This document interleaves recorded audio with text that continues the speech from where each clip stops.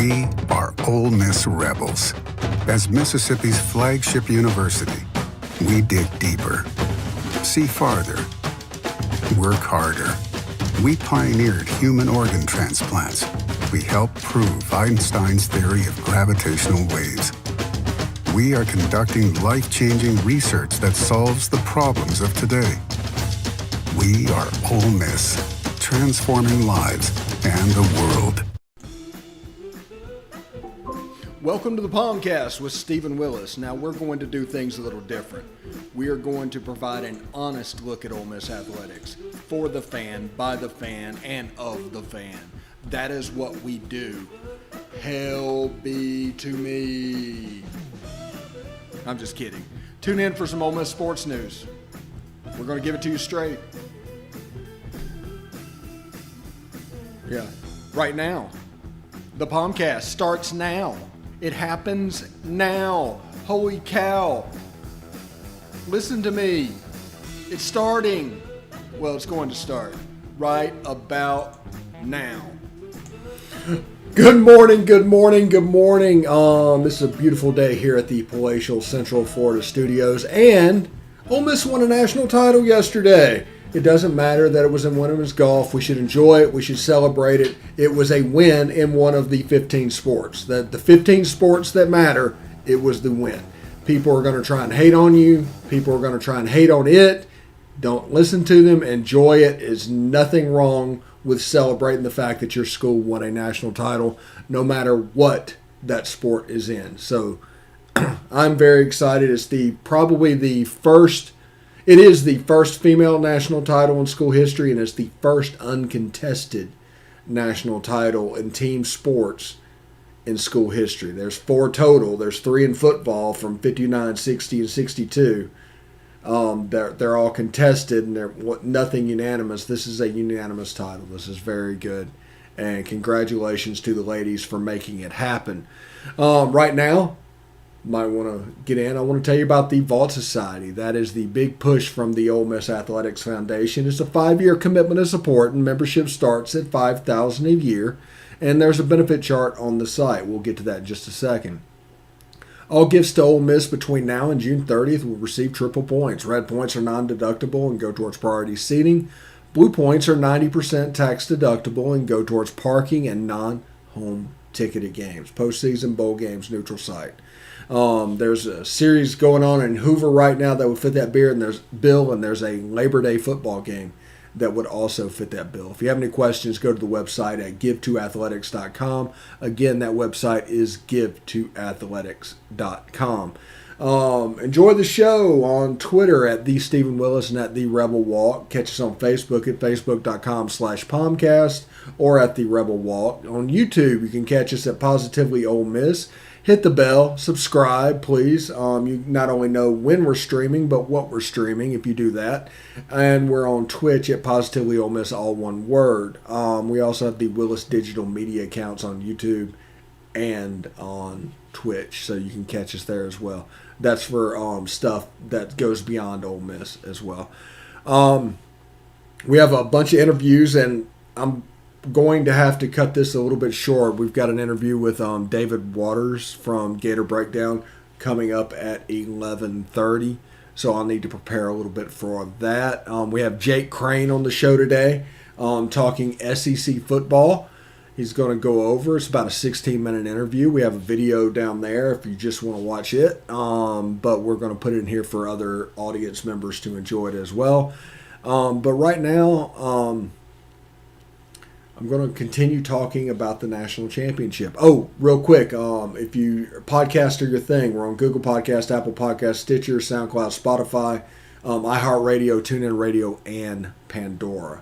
So that's the way you can listen. We're also on numerous smaller podcatchers that you can catch as well. So I'm Stephen Willis coming to you live from the Palatial Central Florida Studios. A beautiful day down here. Want to talk... Ole Miss won a national championship yesterday. And it doesn't, like I said, it doesn't matter what it's in. Ole Miss won a team national championship yesterday, and that should be celebrated. I think the team comes back at 1:45 Central at the Oxford University Airport if you're in the area and want to stop by and lend your support. But one of the 15 sports, Ole Miss won a national championship yesterday. I'm going to keep saying that over and over because it hasn't happened in my lifetime. I mean, the last time we played for it, I think, was men's tennis in 1995. But this actually happened. First title for a women's program. First undisputed national title in school history. We have 3 contested national titles in football back in the late 50s, early 60s. But this is a big day. This is good. This is one of those things that really gets the snowball rolling. Before you can continue to win them, you have to win your first. And Ole Miss got that first one out of the way. So congratulations to the women's golf team for all that you did. And you should be immortalized. I think Oxford University Golf Course, there should be a statue or something up on that ground.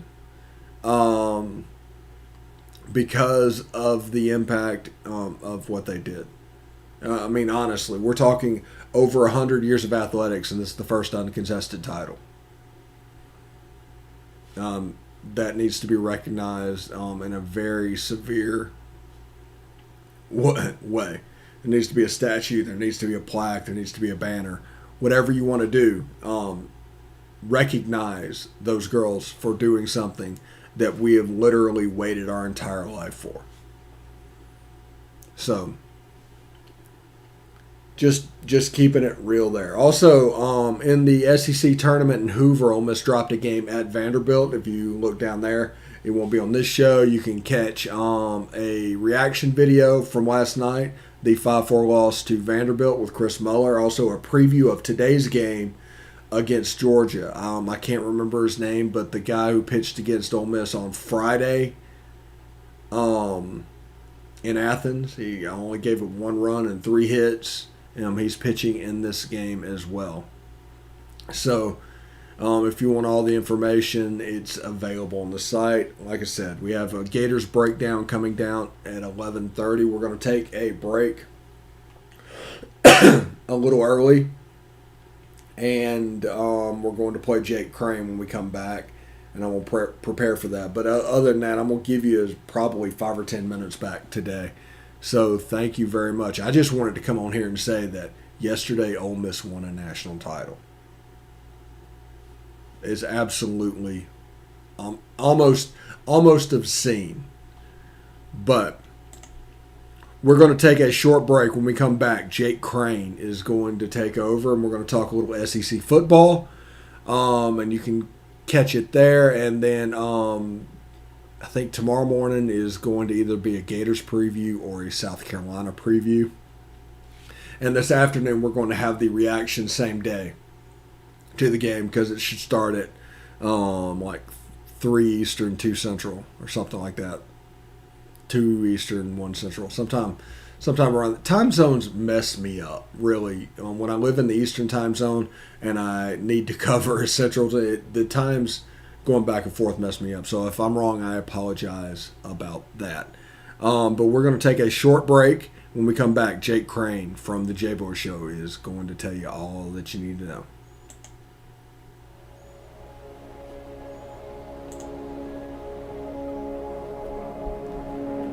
Only 10% of us get enough daily exercise.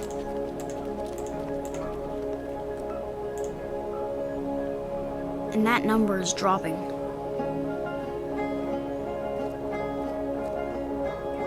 Nearly 30% of us are overweight or obese. We spend 6 hours a day in front of a screen. As a result, we now have a shorter life expectancy than our parents. But give us the right start in sports, and we'll never stop. Learn how at active4life.ca. Hey, this is Stephen Willis from Positively Ole Miss. We're almost done with this break. We'll be back with good information quite soon. The military has been in every generation of my family, and so has VA. It wasn't easy for my dad after Vietnam, but VA helped him and my mom get the home they'd always wanted. My grandpa's been coming to VA since World War II. They even helped him lay to rest one of his battle buddies from Normandy. And me, I followed in their footsteps and served with pride. And now that I'm out of the military, the GI Bill's helping me with school. Every generation of my family has served, and VA has served us all.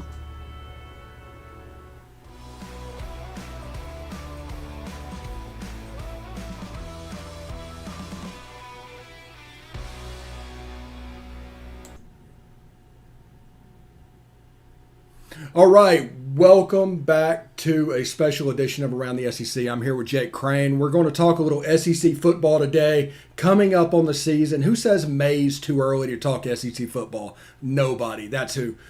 Jake, how you doing, man? Man, I'm doing great. I appreciate you having me on. Excited to talk a little ball and look forward to what hopefully is a really exciting season this year.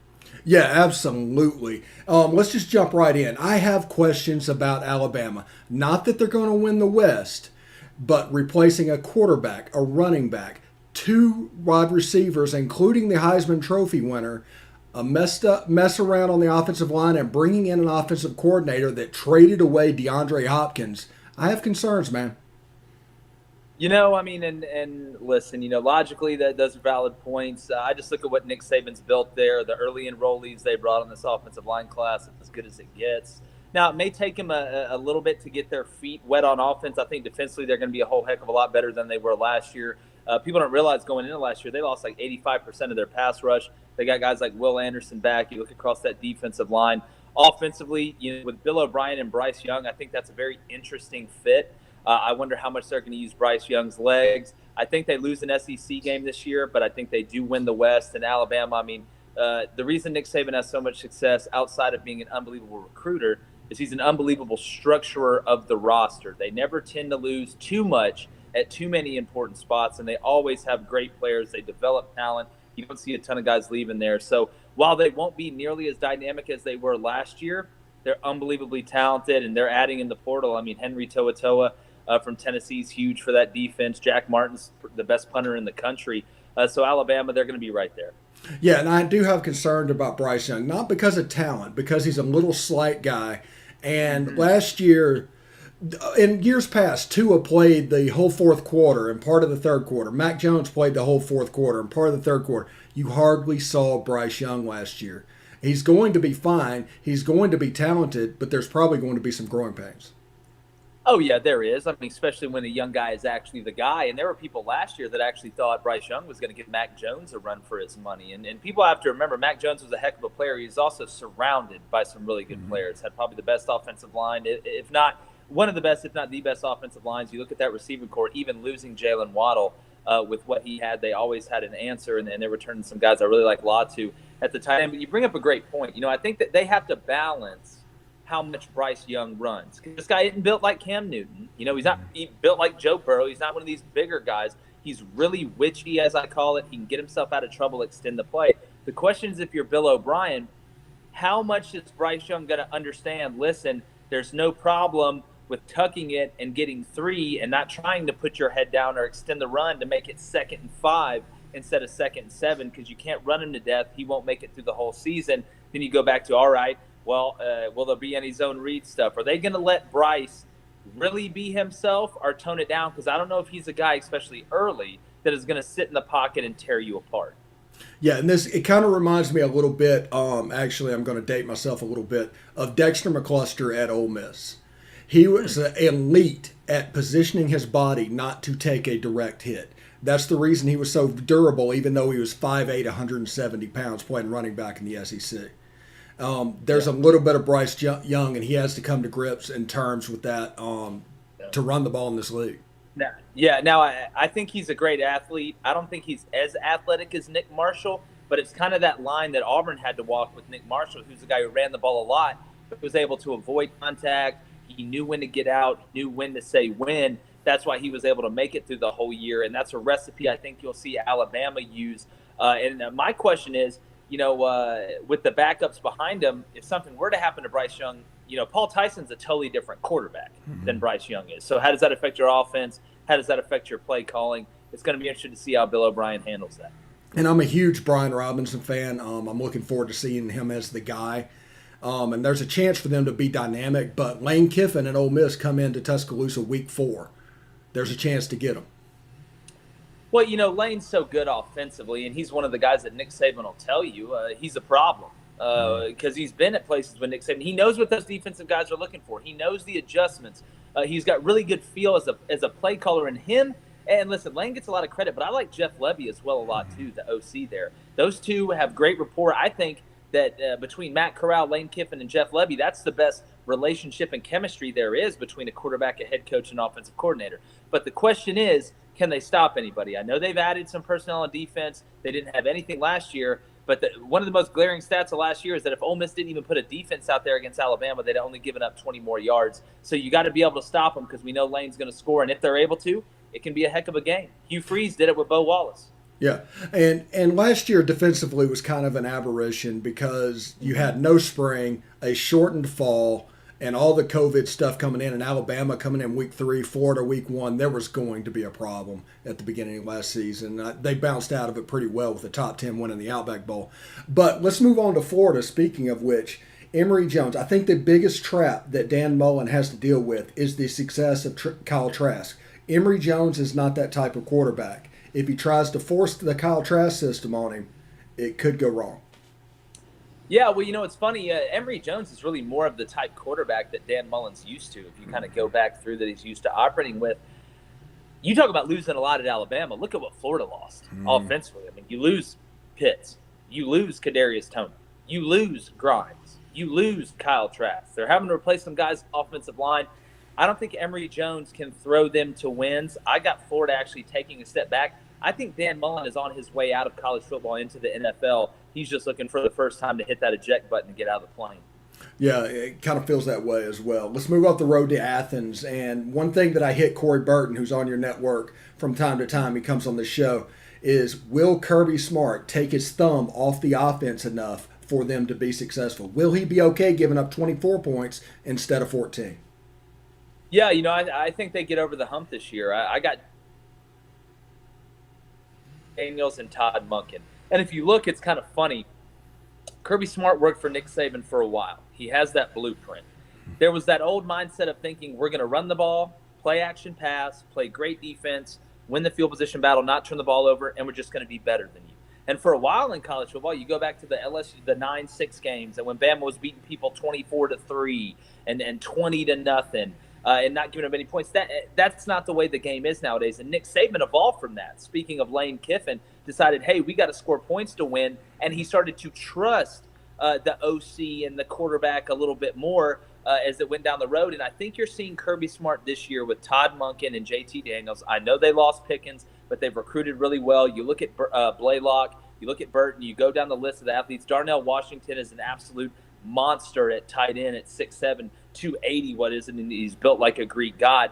But physically, that Georgia team is different as well. But no, I think they're going to open it up. I think you're going to see Georgia take shots early, which keeps the defense honest. No more will it be, hey, we're going to load the box against Georgia, try and stop the run and let them throw to beat us. Now you have to defend every blade of grass. And when you have those type athletes, you're going to score a lot of points. And that's the difference right now between Georgia getting over that hump. Because don't forget, Georgia's led at halftime against Alabama, I believe, the last 3 games and hadn't been able to finish it. What does that mean? They're losing the battle of adjustments. When you're more balanced on offense, it's harder to make those adjustments, therefore letting you score more points throughout the course of the game as opposed to when you're on script early.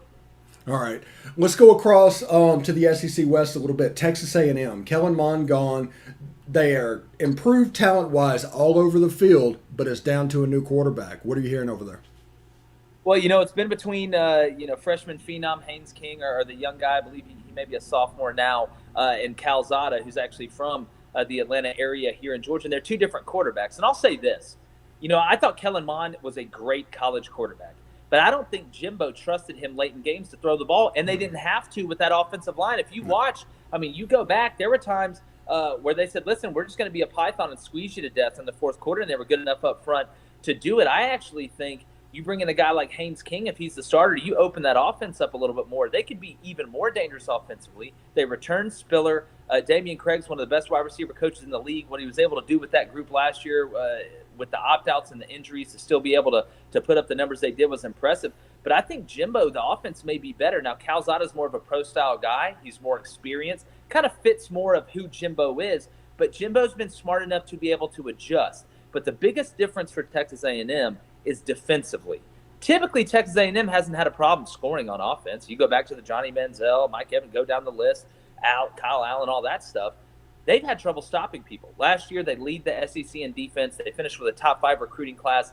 They are hell up front on the defensive line. I love Edgerrin Cooper at linebacker. You look at Jalen Jones out at corner, the guys they're returning. I love A&M. Do they have enough right now to usurp Alabama? I don't think so, but Jimbo is really starting to build something in College Station. And if people don't watch out, Texas A&M is going to start rolling even more than just once every 2 or 3 years because Jimbo's built it from the inside out. That's the only way you can compete against teams like Alabama and Georgia in this league. All right. And full disclosure coming up, I served on staff with Ed Orgeron at Ole Miss. I was at Rivals for 10 years. So there's a little bit of history going on with what I'm about to say. I saw a top coaching list that you put out on Twitter today. Oh yeah. Brace for impact. Yes. And how is Coach O different than Larry Coker? You know, here's the way I look at it. And listen, winning a national championship is obviously the epitome, and that has to be taken into account. But where would I tell the people that complain, where would you put Gene Chizik on that list, who won a national championship, went undefeated, then got fired 2 years later? And you've seen that happen multiple times. You bring up Larry Coker, and I think Ed Orgeron's a good coach. I think he is. But I think if you put Lane Kiffin at LSU, they're a real problem consistently. Because, again, you can run into personnel that helps you. You could have had this Sprite bottle right here, Coach Cam Newton at Auburn, offensively, and they'd score 40 points a game. That's how good he was. Now, I think Ed Orgeron is an unbelievable coach and a great motivator. And the craziest part, I've got LSU finishing second in the West this year, tied record-wise for Texas A&M and beating them the last game at home. But I don't think Ed Orgeron is in the category of a Kirby Smart, of a Nick Saban, of a Jimbo Fisher, and being at LSU, you can win with the resources and the talent. You're the state school. You're going to dominate that state. And then you hit the lottery with Joe Burrow and Jamar Chase and some of these other guys. I want to see if he can sustain it. 2-3 years down the road, if they're having sustained success, I'll be the first one to come on here and say I was wrong. But I don't see it. All right. Let's go up to Starkville, the drop 8 kryptonite for Mike Leach. He find a cure this year? I think they're a person. I've had Mike Leach on the show. I like Mike. And what he did at Washington State and Texas Tech was awesome. But that's in the Big 12 and the Pac-12. This is the SEC. You look at the LSU game last year, they torched LSU because LSU wouldn't get out of man. It's amazing the teams that started playing zone against them, how much more success they had. And it's one thing to do it in the Pac-12. But if you cannot run the ball in the SEC, you're not going to smoke draw your way to the SEC championship. You're just not going to do it. And the air raid his system, it's really, really hit or miss. But I think the athletes in this league being paired up with where you're at in Starkville, with what Lane's doing at Ole Miss, I just see it as an uphill battle, and I don't think Mississippi State's going to be a factor. All right, let's head up to Oxford, Ole Miss, and Lane Kiffin in year 2. We talked about Matt Corral a little bit. We talked about Jeff Lebby a little bit. And how do you see it going this year in Oxford? You know, they're building. They're building. I think they're going to beat one, maybe 2 teams they're not supposed to beat.